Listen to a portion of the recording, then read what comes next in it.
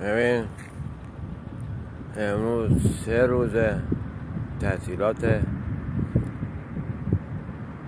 ماشین من خراب شده. به مکانیک میگم آقا تو رو خدا امام حسینتون اینجاست، کربلاست، یا بر بیابون. میگم بیان هر چی میخوایم بگیم من اینجا آزاد کنیم. من برم. میگه نه، میگه باید بکترش کنی بیایی. آخه پس چه نایی؟ معرفتت کجاست؟ من اینجا خوابیدم، بیا درستش کن. همه چیزم بازه، آماده است. شما فقط بیا یه پیستون در بیاره بنداز. بقیه کاراشو من انجام میدم. هر چقدر میخوای میدم. بی معرفتی نکنین دیگه. مکانیکام خیلی بی معرفت شدن ماشاءالله، فقط پول میخوان. با یه خود رحم هم داشته باشین. سر صورت من نگاه کن، گرد خاکی، روغنی. درسته؟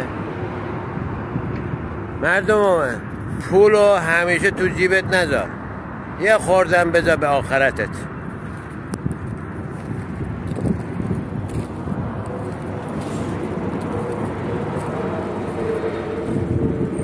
خیلی مردم دیگه بلانسبت بی معرفت شدن، از مکانیکش گرفته، از رانندش گرفته.